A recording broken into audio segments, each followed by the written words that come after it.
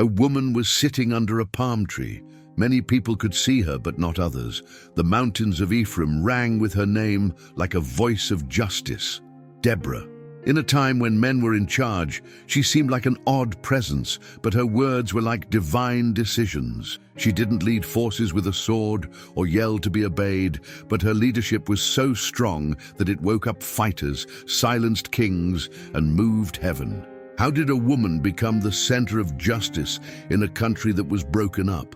What made her God's chosen arm to fight powers and set a country free? Chance doesn't hold the answer. Loyalty does. While everyone else bowed down to their idols, Deborah stood there and listened to the words of the Eternal. Not her strength, but her promise to heaven was what made her different from the others. She was raised up as a speaker, a judge, a prophetess, and a source of hope because of this. The story starts after Judge Othniel died, a time when Israel's people once again turned away from what was right. They turned to gods because they didn't have a good leader, and they stopped thinking about the promise they made with the God who had saved them from Egypt. In the past, people were loyal, but now they make empty promises and offerings to the gods of nearby countries instead. That's when the people turned away from God's protection, and justice, which was once living among them, died like ashes left to the wind. Then, just like he had done before, the Lord let Israel's enemies take it. The new bad guy was Jabin, the Canaanite king who ruled from the fortress city of Hazor. He was a king who was greedy, mean, and cruel. Sisera, a military leader known for being cruel and winning battles, was his right-hand man. 900 iron chariots, which were very advanced for their time, were under his leadership and wiped out any opposition. It hurt the chosen people for 20 years because they were being pushed around. The towns were empty, and the roads became risky. There was no respect, safety, or freedom. The Israelites saw their crops stolen, their families put down, and their kids grow up scared. Sirens, carriage wheels made a sound like thunder all the time, telling them who ruled the land day and night. Even though everything was bad and quiet, one voice from among the tribes still rose. It was Deborah's voice. She heard arguments, made decisions, and gave advice while sitting under the palm tree between Ramah and Bethel. But her job was more than just ending arguments between people. She was also in charge of keeping the bond. Even when everyone else seemed to have forgotten who Israel was, Deborah stood firm, like a guardian of holy memory. Not being liked by many people made her a leader. It was God's hand. He picked her, he called her. Because his people were grumbling, he spoke through her. Barak, the son of Abinoam, was called by Deborah from Kadesh in Naphtali. She looked him in the eye and said, "Has not the Lord God of Israel told you?" As if she were from heaven. It was clear what they had to do. Get 10,000 men from Naphtali and Zebulun and march to Mount Tabor. In that place, the Lord would give them Sisera. Barak, on the other hand, stopped. He said he'd only go if Deborah came along. He knew that the woman's presence meant more than just wisdom. It meant that God was with them. This wasn't a sign of weakness. It was a sign of understanding. Without doubt, Deborah said yes. But she said that the honor of winning would not be his because of this. A woman would get Sisera. This word not only meant that war was coming, but it also meant that God would cover his people's shame in an amazing way. It wouldn't be because of the power of horses or the smarts of the troops, but because of the faith of women who worked together. That's how it was. The call went out, the armies got together. As the clouds moved across the sky, Israel's hope came back to life. Arise, for today the Lord has given Sisera into your hands. Deborah, who was standing next to Barak, said right away. It wasn't just words of support, it was a message from the prophets. And right then, the doors of heaven opened. There was a heavenly storm that hit Sisera's iron chariots and slowed them down in the valleys. What used to help turned out to be a disaster. The fighters in the Canaanite army were beaten, and Sisera ran away on foot. But he couldn't get away from what was going to happen. He ran away to the tent of Jael, a Canaanite woman. She was kind to him and then killed him by hitting him in the head with a tent peg while he slept. 20 years of being abused ended because of two people. Israel had peace for 40 years after this. More than the military win, though, what that generation will remember is how God brings the unusual together when everything else seems lost. Women of religion can change the future of a country if they are willing to listen to the words of the Most High. Before we go on with this amazing story of faith and courage, please subscribe to our channel, leave a like, and press the bell. This helps us keep sharing stories that teach and inspire. Lord, I want to be used like Deborah with faith, courage, and obedience. Write in the comments if this story is already moving you. Also, please leave a super thank you if you want to help this job. We can keep telling more Bible stories and spreading this message of faith and hope thanks to your gift. Thank you so much for your help. We'll keep going on our journey today. Even when it seems like a long time has passed, God always answers. The people of Israel were in a lot of trouble, and their cries could be heard in the hills and mountains. The Lord heard them.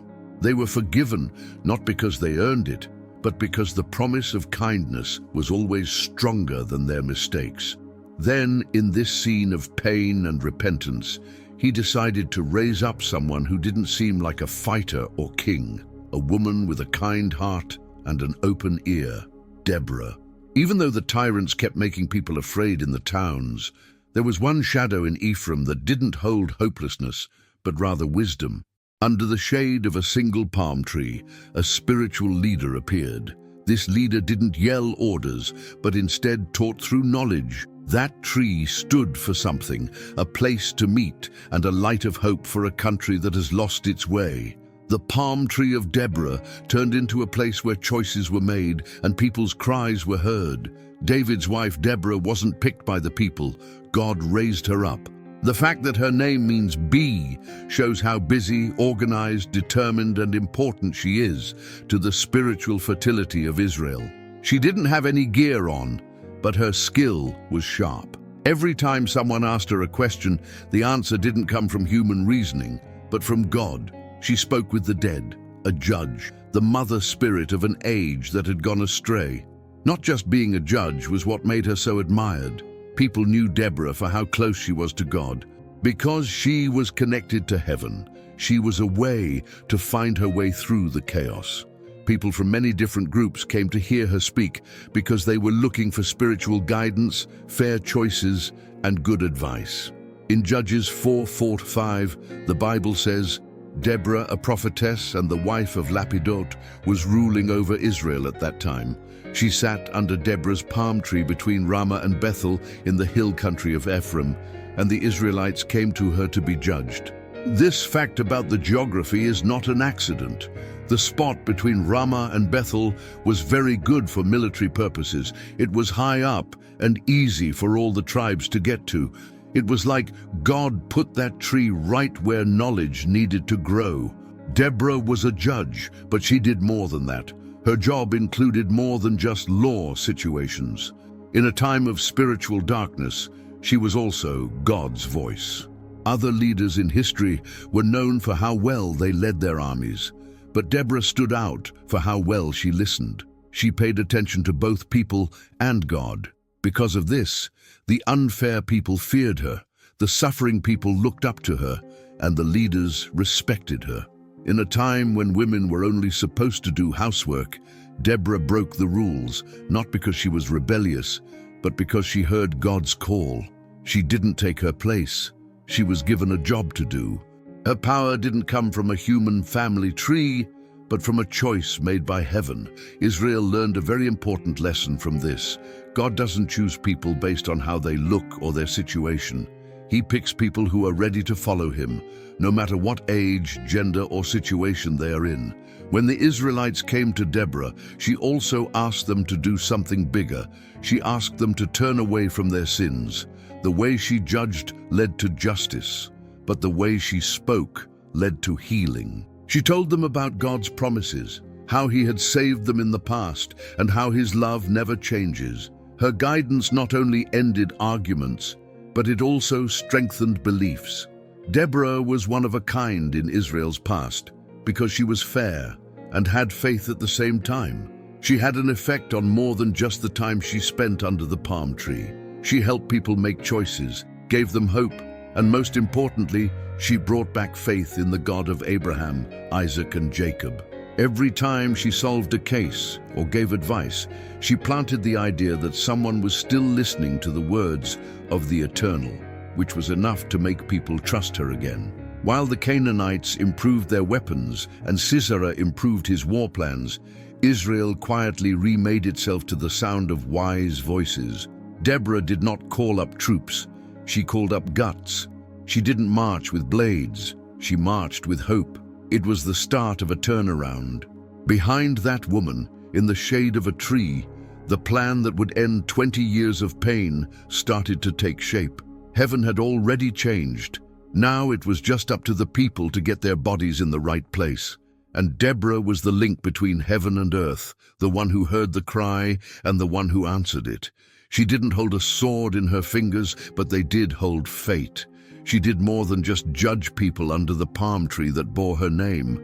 She also got people ready to walk with God again. Even though the days were hard, the groups were slowly becoming more sure of one thing: something was about to change. By sitting under the palm tree, Deborah was not only a sign of judgment, but also that Israel was still in God's sight. Even though it had been a long and terrible time, the slave rule was about to end. Because he cared, the Lord came up with a way to save them. But this plan wouldn't work with big forces or deals with kings from other countries.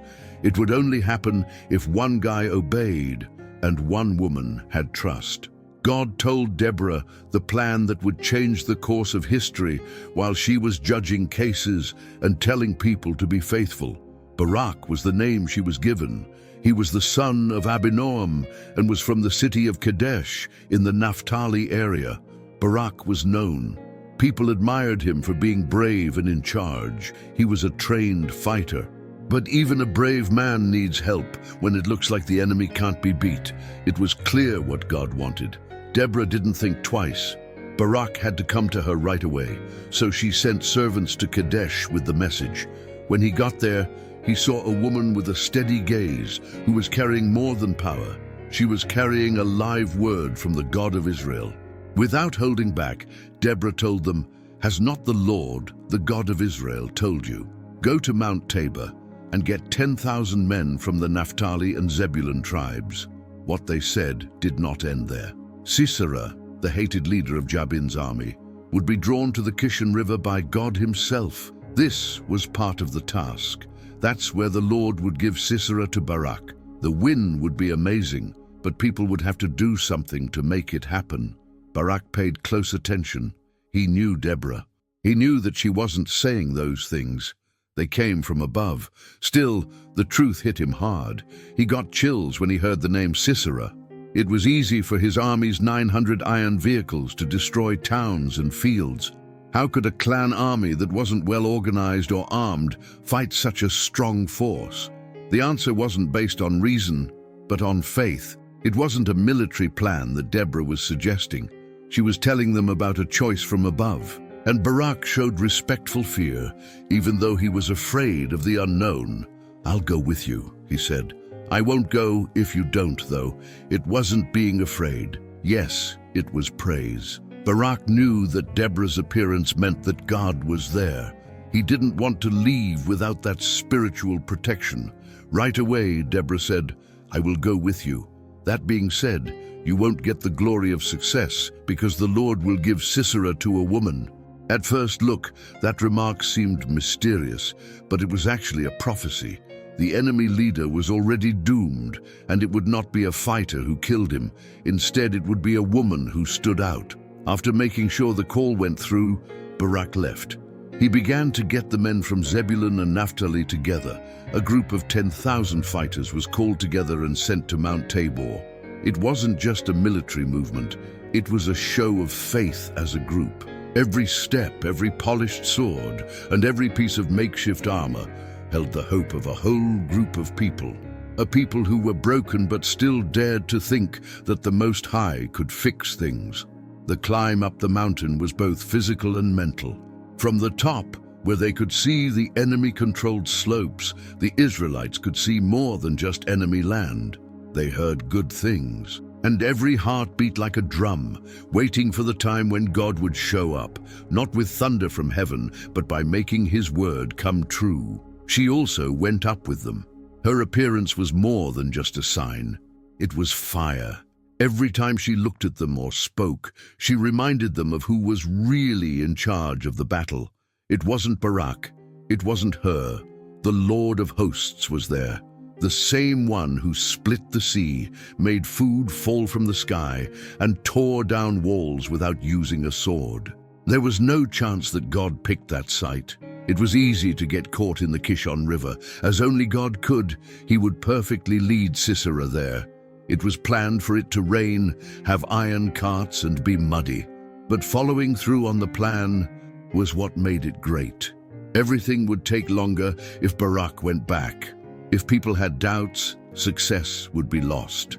What they did have, though, was hope, and they were ready for the warning. She stood up when the time was right. "Get up, Barak," her voice rang through the camp, "because today is the day that the Lord gave you Miserere." It wasn't just a call to fight, it was a request to believe. The fight was about to start, but heaven already knew how things would turn out. Barak had agreed to take the call, but what they had to do wasn't just a military operation. It was a journey between faith and duty. Being with Deborah was not only good for his soul, it was also proof that God would walk with them. When the Israelite general saw the promise from heaven and the scripture that said Sisera would die, he knew that the Lord would win this fight, not his strong arm. Some people might have been surprised by Barak's honest answer, "If you go with me, I will go, but I won't go if you don't." This wasn't weakness, it was smarts. Barak did not want to act on a whim, but in line with God's will. He knew that the best way for Israel to be strong was to listen to and follow God's word, which came through Deborah. Deborah, on the other hand, didn't think twice. Her mind was clear that this request was valid. Barak was looking for spiritual confidence, not promises from people. She told him, "I will go with you, but you won't get the credit." After saying that, she said something even stranger. "The Lord will give Sisera to a woman." At a time when success in the military was only for men, it was a bold statement. Her words, on the other hand, did not come from cultural reasoning. They came from above. Deborah got up, not with a sword, but with power. They set out for Kadesh together. Barak got the men of Zebulun and Naphtali together there, 10,000 of them. Israel had never seen a bigger army than this one. It also wasn't the best armed. It was enough for God's plan, though. There were no special fighters among them, just willing hearts. That was enough. As the army got ready, Deborah's appearance among the soldiers was like a lighthouse. She walked among the men and didn't give angry speeches. Instead, she said things to cheer them up. Her faith spread like a virus. People who were scared of Sisera's iron chariots got their bravery back because of her commitment. Each person was told that they were not alone, that the same God who split the Red Sea was now sending them off. With careful eyes, Barak watched everything. He knew the plan wasn't made by people. It might have seemed like a bad idea to fight the battle in the valley, close to the Kishon River, because the Canaanite chariots were so strong, but Barak had faith. In the end, the battle would be won by the same God who picked the location. So, with Deborah by his side, Barak led the Israelites as they set out on their journey. They could see the huge fields below from the top of Mount Tabor. Those fields would soon be full of enemy troops. Everyone was following God's plan, and every move they made was in line with a promise. Deborah waited for the signal because she knew God's time. She didn't rush. She knew that success didn't come from how strong the army was, but from the exact moment when heaven decided to step in. When the time came, she looked at Barak and said, "Get up. Today the Lord has given you Sisera." These words were not just words of support. They were an order from the prophet. Heaven and earth were now in sync. It was time to do something. Barak and his men went down the mountain. The Israelites never marched like other troops would. Instead, they marched like an age that knew God was ahead of them. Faith was with us every step of the way in the valley. At the same time, Sisera had already gathered all of his men and iron horses at Harosheth Hagoyim, which is by the Kishon River. His army was big, strong, and confident. He had no idea that today would be his last day as leader. It wasn't fear that kept him behind. He couldn't see it, though. God's hand had already moved. There was less light in the sky. There were thick clouds over the field. Winds came up. Then it started to rain.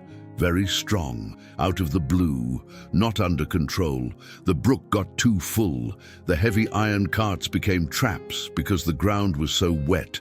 They were stuck and couldn't move.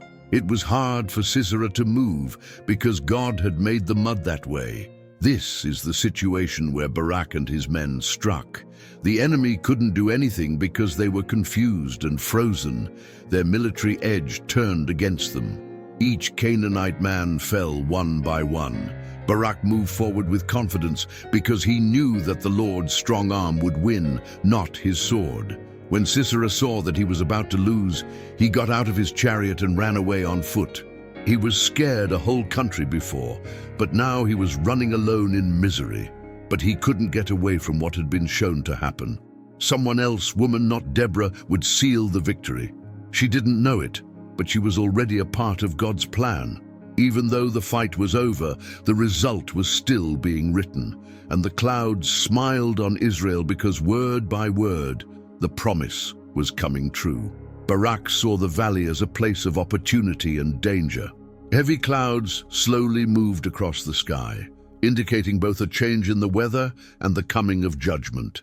Being with the leader, Deborah, was not only a sign of spiritual unity, but it was also a clear sign that God was in that fight. Every step that was taken to get to Mount Tabor was directed by God. The 10,000 men who gathered at Kadesh were not trained soldiers. They were dads, farmers, and craftspeople. They were just normal guys, but they were driven by a strong belief that they were fighting for God's word. They were moved by Deborah's call through Barak. They had been mistreated for 20 years, which fed the fire that was already inside each of them.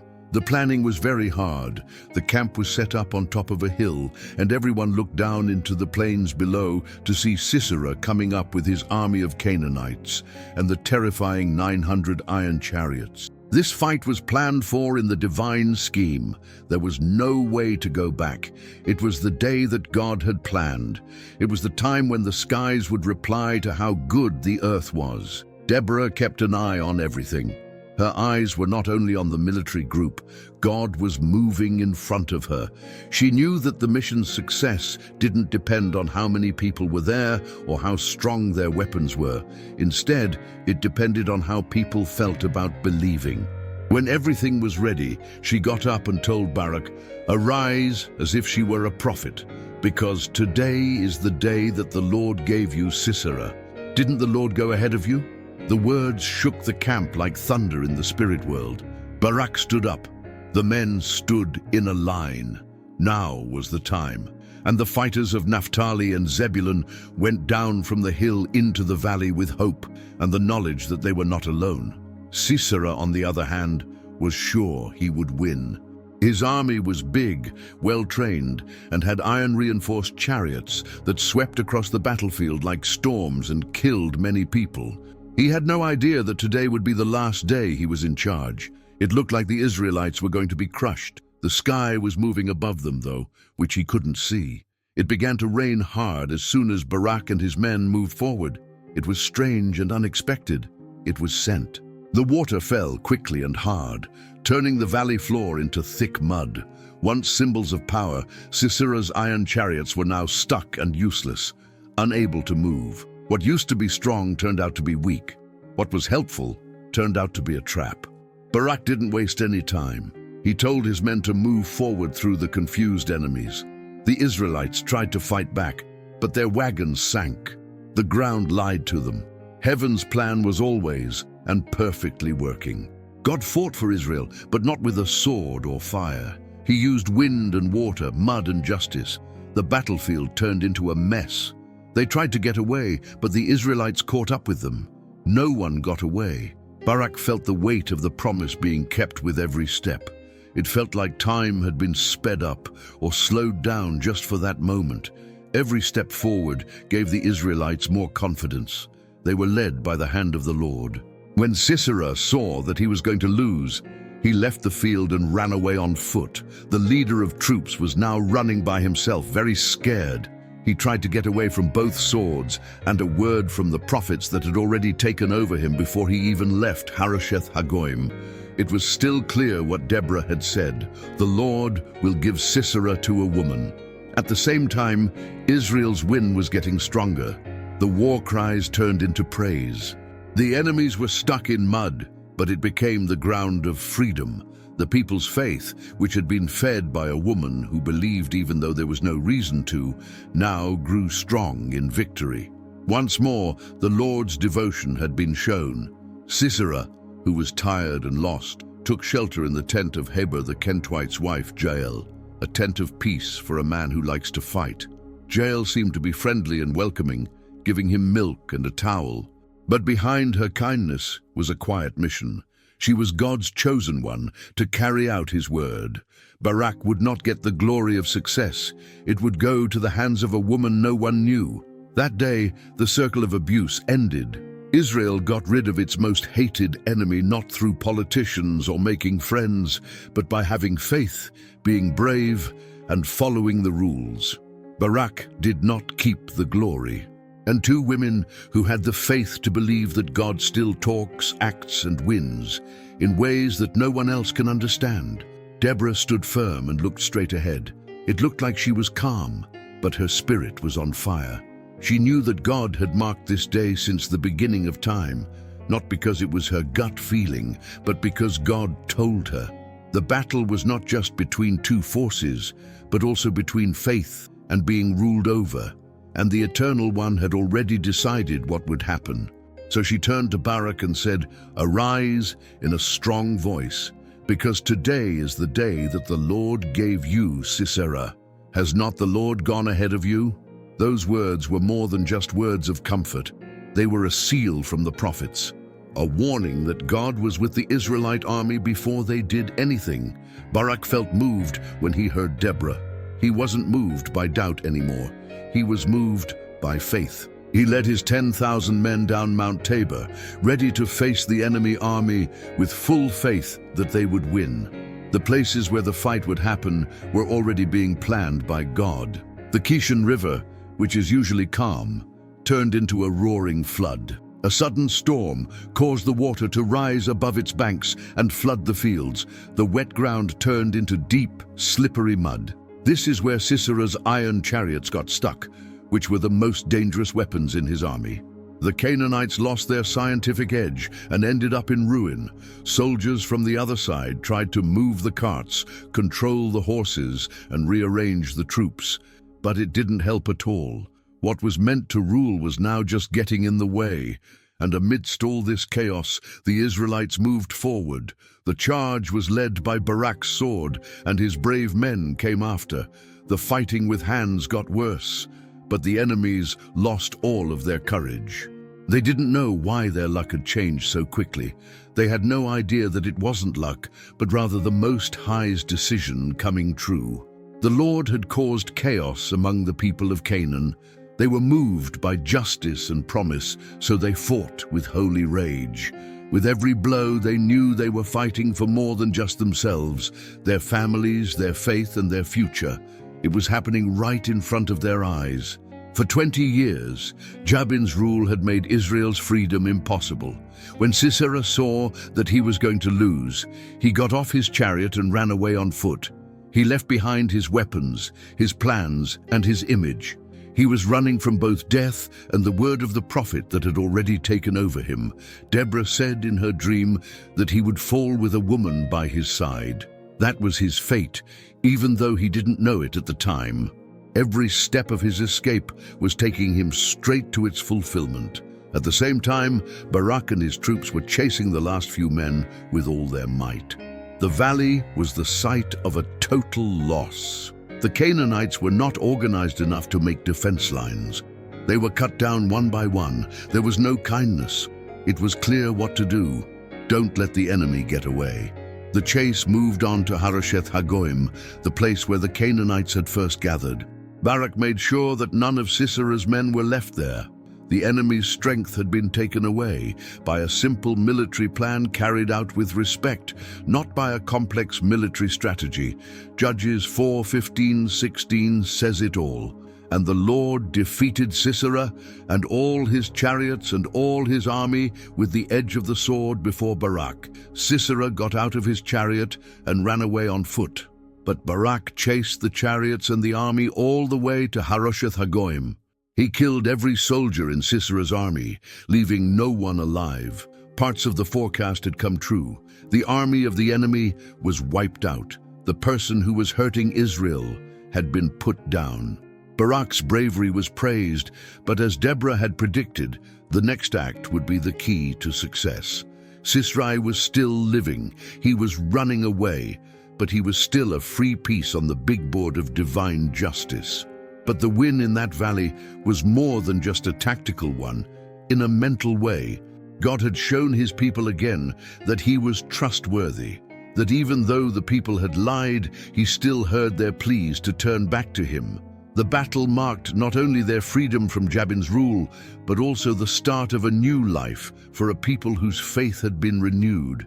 Deborah did not celebrate with pride when she saw the field full of dead bodies and the sounds of victory songs resounding through the hills. She knew that this win wasn't made by people following through on a promise.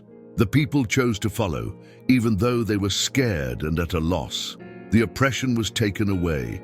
With the blood of enemies as fertilizer, the ground could now grow again. But Deborah and Sisera's story wasn't over yet. There was still one more show to go. Word spread that a woman would kill the tyrant, and that time was getting close. The dust from the fight was still in the air over the valley, but the Israelites' shouts of victory could be heard in the hills. Harosheth Hagoyim, who used to be a sign of Canaanite power, now saw an army that had been enslaving God's people for decades, completely destroyed. There were no more of Sisera's troops left. Judges 4:16 says that all of them were killed with swords. There was no more defeat. The hand that beat the enemy was not human, it was divine. Barak looked at the field full of dead bodies. He was tired but full of respect. He knew that his plan or strength had nothing to do with his win. It was because of what Deborah, the prophetess, had said would happen. Israel could finally breathe easy. Because God was reliable and his people obeyed him, the country was freed from the oppression that had been crushing them for 20 years. The Israelites got together to celebrate both a military success and the return of hope. Deborah stood with the soldiers and watched them without saying a word. She wasn't looking for her own glory. She was looking for God to be known by the people. Each fighter knew that this woman had been the battle's spiritual center. They were all here because of her faith, but there was still one piece missing. Sisera, the leader of the enemy, had gotten away. He had to run away on foot, without an army or any respect. His clothes were dirty from the mud. He was desperately looking for a place to hide while Israel was in a good mood. He was aware that going back to Hazor without his men would mean his death. For a leader like him, losing meant the end of the world, and shame would follow him everywhere. At that point, Sisera went up to Heber the Kenitte's huts. Heber was related to Hobab, who was Moses' father-in-law. He lived in a place away from his tribe, close to the battleground. It was strange that his house and Jabin, the king of Canaan, got along. Because Sisera knew about this deal, he thought that he would be safe there. He might have thought that he would be safe and welcome, and that he could later get away with his life. Jael, Heber's wife, was the one who met him. She saw him coming. He was dirty, out of breath, and beat. His eyes begged for help, and Jael invited him in a sneaky and kind way. The woman's tent looked like a great place to hide. There is no way that anyone would guess that a Canaanite general would hide among the calm Kenites. Sisera didn't think twice about accepting the offer. Jael offered him milk instead of water, which was a friendly act that also made him feel better. She put a blanket over him and comforted him. He was safe. If someone came by the tent's door, he told her to tell them that no one was there. Sisera went to sleep because he was tired. The terrifying fighter was now in the hands of a woman who no one had thought would make history until that moment. But Jael didn't do nothing. Her behavior wasn't based on human relationships. It was driven by a surprising zeal. She knew who he was. She knew what his army had done to the Israelites. She knew that this moment was a sign from God. She took a tent peg and a hammer in silence. At the time, this was a sign of a normal woman. She walked up to the enemy while he was sleeping and hit him hard in the head. In the simple tent there, Sisera was killed by a woman who was neither a fighter nor a prophetess nor a judge. Instead, she became a tool for carrying out the Lord's word. After a few minutes, Barak arrived, following the fugitive's trail. He was met by Jael, who told him, "Come, and I will show you the man you seek." When he walked in, he saw Sisera's dead body lying there with the stake through his head. It was the end of the run. Deborah's warning had come true in every way. As had been said, the fame of defeating Sisera would not go to Barak, but to a woman. That woman was Jael. Israel quickly heard about the story, not only because the wonder was so powerful, but also because of what it meant. In a tent, the people beat their most feared enemy instead of in open fight, not with a sword, but with a stake, not by a leader, but by a brave woman who stepped up when it was necessary. The win that day did more than free Israel. It also changed what it means to be a leader, have hope, and have a purpose. God used both men and women to carry out his plan. Deborah, with her strong faith. Barak, with his ability to obey. So was Jael, with her bravery that surprise. 3 stories came together in one act of divine justice. After that, Israel had peace for a very long time. The thought of being abused was a warning. And the next song, a song about Deborah and Barak, would set the events of that day in stone. Above all, though, it would make the trustworthiness of a God who never gives up on people who call out to him eternal. Jael's tent looked like a safe place to be. Sisera was beaten, tired, and embarrassed, so he had no choice but to accept the woman's offer to stay with her. While he was coming up, she said softly, "Come in, my lord. Come in. Don't be afraid." A Judges 4:18 says that her words were like balm to the runaway. It seemed like the sound of war and the clanging of swords in the distance were drowned out by her soft voice and sheathed arm around him. He came in. Jael carefully put a blanket over him to make a private place for him to hide. But what she did wasn't just being friendly. Every move had a reason for being done. Sisera asked for water because he was so thirsty. Jael gave him milk instead. It was a kind act, but it was also a move. Since milk is heavier than water, it would put you to sleep faster. He was covered again after drinking, like a kid being put to bed. He didn't know that this would be his last sleep. Before going to sleep, Sisera asked Jael to watch the tent's opening one last time. She should say no if someone came up to her and asked if anyone was there. Even though he wasn't strong or had troops with him, he was still trying to control his fate. He believed what the woman said, but it was a mistake. The voice that calmed him down was also the one that heard the call of something bigger. Jael moved very carefully while he slept. She got a hammer and a tent peg, which was something the women used to hold the cloth to the ground. Each thing was regular, everyday and normal, but when they were in the hands of a determined woman, they were used for good. She slowly walked up to him without making a sound. It was still raining outside. Lightning far away may have still lit up the signs of the fight that was coming to an end. Jael kneeled next to the body that was sleeping. The hammer was raised. She carefully put the tent peg on the enemy's temple. One blow that hits hard. The stick went through the head and into the ground. There wasn't time for Sisera to wake up. A woman with common tools beat the man who had given Israel reason to be afraid and who had led 900 iron chariots. Judges 4:21 tells the story of this event in a simple but profound way. But Heber's wife Jael took a tent peg and, reaching for a hammer, went quietly to him and drove the peg into his temple, where it went down into the ground. He was deeply asleep and tired, so he died. A lot of people quickly heard that Sisera had died. Listening to the hills, you could still hear the sound of the Canaanite loss. But now there was something even more meaningful to say. The man who scared Israel had not only lost, but he had also died in a shameful way at the hands of a woman. It was exactly what Deborah said would happen. Soon after, Barak, who was still after her, got to Jael's tent. It was a firm, "Come and I will show you the man you seek," when she went out to meet him. Barak walked in and saw the body laying on the ground with the stake still stuck in it. It was over. Everything that the Lord said had come true. There was no Barak, no fighter, and no angel picked to end Sisera's rule. Instead, it was an unknown woman. The event left a deep mark on Israel. It wasn't just the end of an enemy. It was a win for duty, honor, and fairness. Deborah, Barak, and Jael had all done what they were supposed to do. Heaven had used them just right. Deborah, because of her moral guidance and vision. Barak, for being obedient and brave.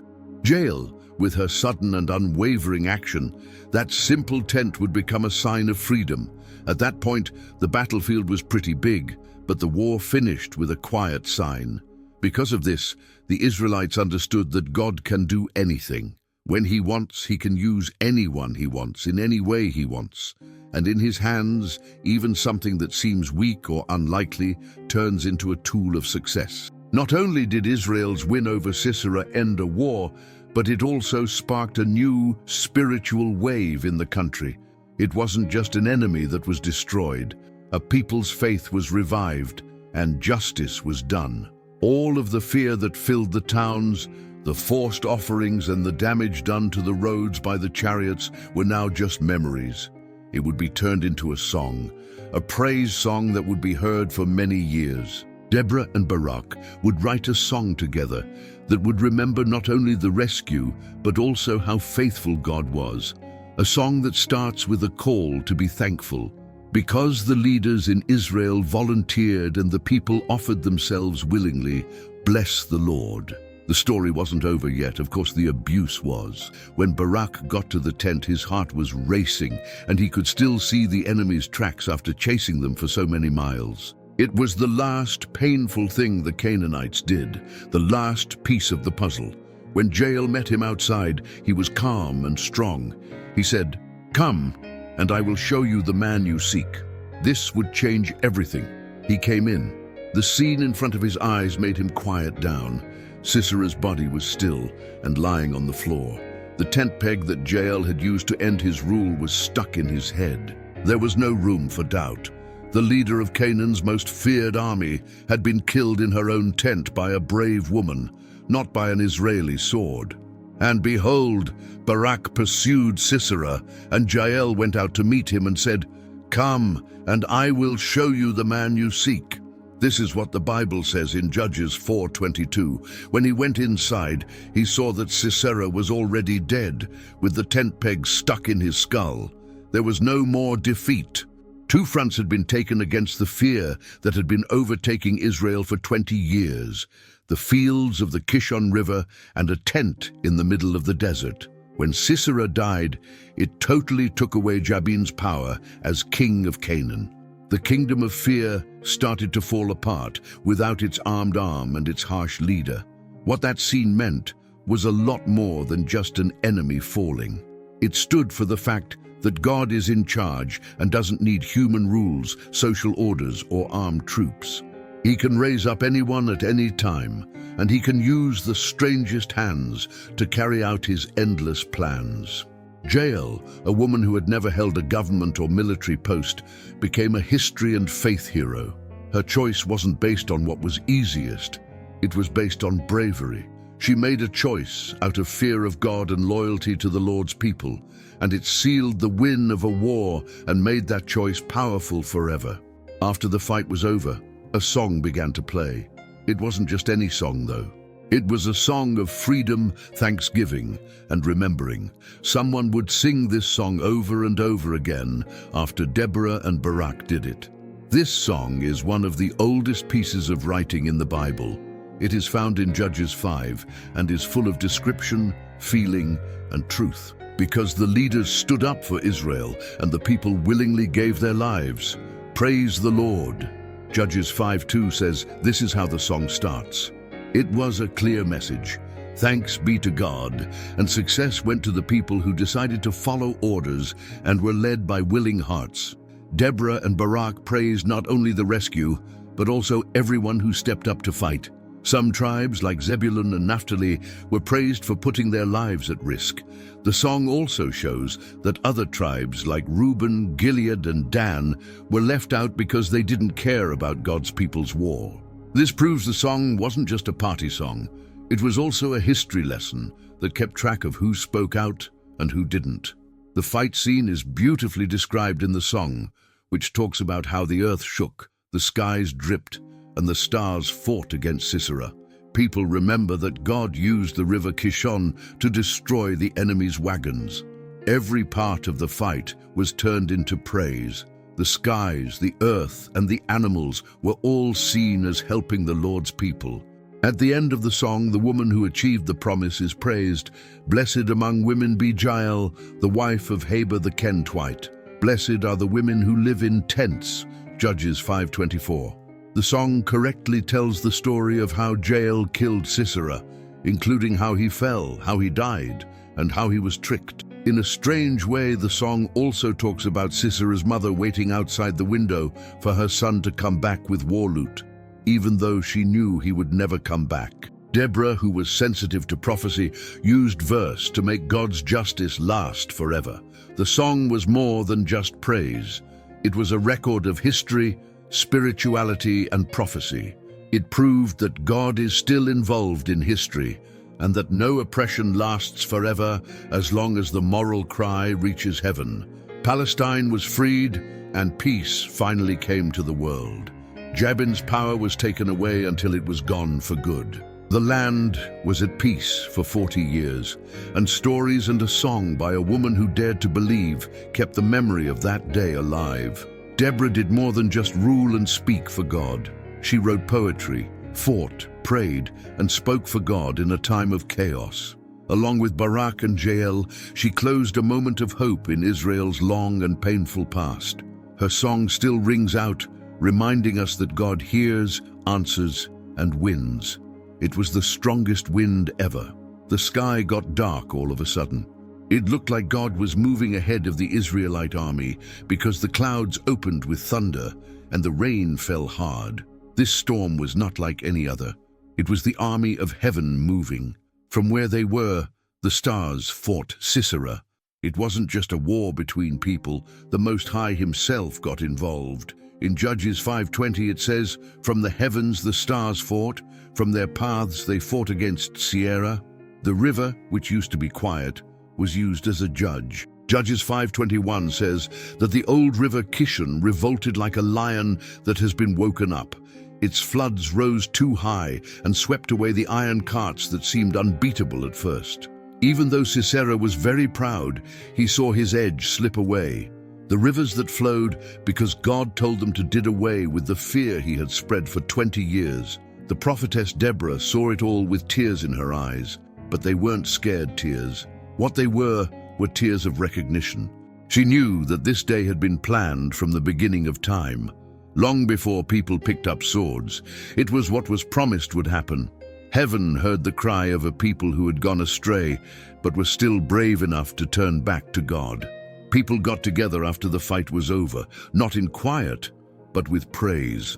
Then Deborah and Barak sang a song that people would remember for a long time. It wasn't just a song. It was a sound memorial to God's steadfastness. It showed that God does not forget about his own. The song praised both the leaders who stepped up and the people who helped. It was a celebration of bravery and the promise made with God. Each line told about the battle in a way that was not cold, like a military report, but with poetry that moved people. The sky, the river, and the ground had all worked together to set Israel free. It was impossible not to see the Lord's hand at work. The lines that spoke to me the most were the ones that honored the woman who won the battle. Jael, Tabor the Kendite's wife, is a blessed woman. Blessed are the women who live in tents. Judges 5:24. Because she was quiet and brave, Jael became a sign that the God of Israel can use anyone, even a woman from the desert who is far from the fight. Even though her hammer wasn't a weapon, it became a tool that freed her. The song goes into great depth about what Jael did. She reached for the tent peg and grabbed the hammer for the workman. She hit Sisera and broke his head and pierced his temples. Judges 5:26. The blow was quick, hard, and fatal. Without a question, Deborah's forecast had come true in every way. The glory wouldn't go to a leader, but to a woman who followed God's plan. But the song also gives us a chance to think about how much war costs. It is said that Sisera's mother is looking out the window and asking why her son's carriage has not come back. Why is it taking so long for his chariot to show up? What's the matter with his horse's hooves being late? Judges 5:28. This scene, which is so human and real, shows how divine justice affects us without us being aware of it. It shows the cost of pride and the weight of decisions. While she was waiting for her son to win, Sisera's body lay with a stake through his head. One of the most moving images in the text is the picture of the mother that is set between the latticework, a warning that all forms of oppression hurt, and that when sin comes up against the faithful, God will punish them. At the end of the song, there is a statement that sounds like a horn in the desert. So may all your enemies die, O Lord. But may the people who love you be strong like the sun when it rises. Judges 5:31. A beautiful finish. It was not only the end of a war, but also the start of a new season. Israel was back on the path with God. And just like the rising sun drives away the night, those who love the Lord will shine with goodness and strength. The story doesn't end with a statue being built or a chair being filled. It ends with praise. It ends with thanks. At the end, the people remember that God is their real strength. It became a sign of bravery and listening to hear God's words when there was spiritual silence. Deborah was a woman of faith. People remember Barak for being obedient and devoted. He didn't think twice about walking with a prophetess. It was written that Jael, the woman with calm hands and a determined heart, was a tool of success. For 40 years, Israel was at peace. In this case, peace wasn't just the lack of war, it was the sense of having a purpose. It was a time to start over, look back at the past, and pass on history. And what a story! A witch, a leader, and a tent woman all worked together on the same perfect plan. A storm that God sent, a river that stood tall like a soldier, stars that fought around each other. Also, the people finally knew who the real king was. Deborah didn't want to be noticed. It was enough to hear her song. It held her life. God can do great things when he finds hearts that are ready to accept him. And hope came back to Israel like the sun after a storm. The story of Deborah is still being told. People who think that God still talks, acts, and wins can find hope in the Bible and in their own faith, that he lifts voices even on the worst days, and that even iron chariots can't stop heaven when it moves. This story may have touched your heart. Please share this movie with someone who needs to be told that God still uses ordinary people to carry out extraordinary plans. Leave a like, subscribe to our channel, and keep reading. Each story here shows more about God's character and how powerful faith can be. Let the stories of Deborah, Barak, and Jael keep ringing in our ears. God's peace be with you. Thank you for following us to the end of this incredible story. See you in the next video. May God be with you always. Amen.